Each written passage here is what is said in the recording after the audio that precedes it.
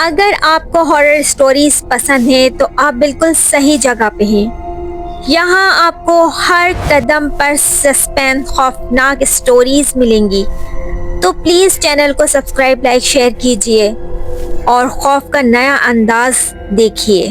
یہ واقعہ 2 سال پہلے کا ہے، جب ہم 3 دوست، میں، بلال اور کامران، ہم تینوں ٹھٹھا جا رہے تھے۔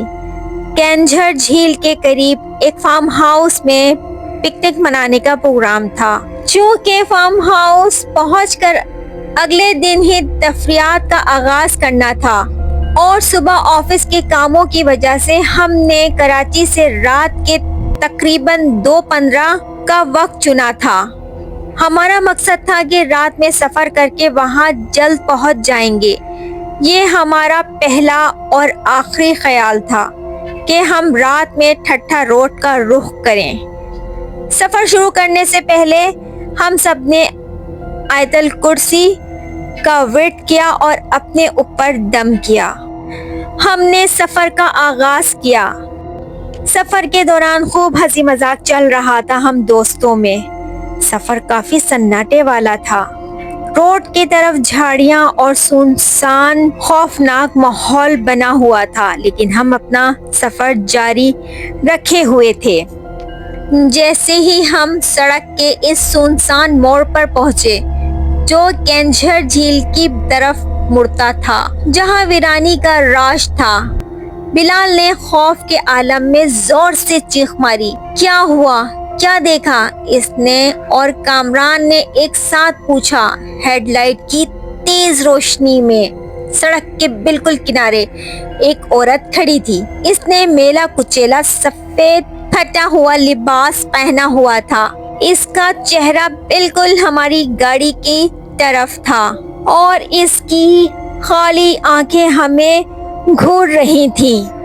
بلال نے فوراً گاڑی سٹارٹ کی اور اسپیڈ بڑھا دی۔ اسپیڈ بڑھاتے ہوئے ہم آگے نکل گئے۔ ہم نے پیچھے مڑ کر دیکھنے کی ہمت تک نہیں کی کہ آخر وہ کون تھی۔ یہ کوئی عام چیز نہیں لگ رہی تھی۔ ہم نے شدید خوف زدہ ہو کر گاڑی کو 140 کلومیٹر فی گھنٹہ کی رفتار سے بھگا دیا۔ ہم نے پیچھے مڑ کر بالکل بھی نہیں دیکھا اور نہ دیکھنے کی ہمت کی۔ بس یہی دعا کی کہ وہ سفید بلا جلد سے جلد آنکھوں سے اوجھل ہو جائے۔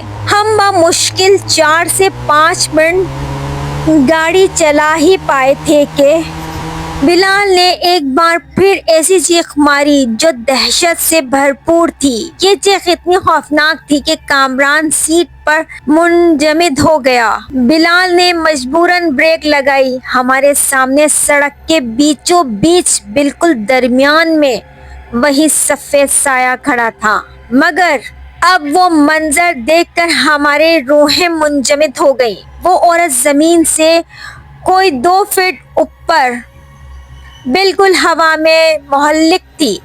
اس کا کفن نما لباس کسی غیر مرئی طاقت سے ہوا میں پھڑپھڑا رہا تھا۔ اس کی آنکھیں اب خون کی طرح سرخ ہو چکی تھیں اور وہ تیزی سے ہماری گاڑی کی طرف بڑھ رہی تھی، جیسے وہ ہمیں اپنے علاقے میں داخل ہونے کی سزا دینا چاہتی ہو۔ بلال نے دہشت میں آ کر گاڑی کا انجن بند کر دیا، کیونکہ انجن کی آواز بھی اس خوفناک سائے کو پیچھے دھکیلنے میں ناکام رہی۔ کامران خوف سے بے حال تھا۔ ہمیں احساس ہو چکا تھا کہ ہمارا فارم ہاؤس جانا ناممکن ہے۔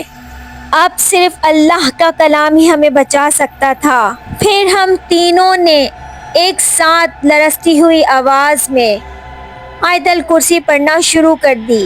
جیسے جیسے ہم کلام پاک پڑھ رہے تھے، ہماری گاڑی کے اندر غیر فطری سردی کم ہوتی جا رہی تھی۔ باہر سڑک پر اس عورت کے سفید لباس سے سیاہ دھواں نکلنا شروع ہو گیا اور وہ تکلیف میں اپنا چہرہ چھپانے لگی۔ جب تک ہم نے پوری آیت الکرسی ختم کی، وہ عورت سڑک بیچوں بیچ کالے دھوئیں میں بدل کر غائب ہو گئی۔ اب ٹھٹھا کا روڈ بالکل خالی ہو چکا تھا، بالکل خاموش۔ بلال نے دہشت کے عالم میں فوری گاڑی سٹارٹ کی۔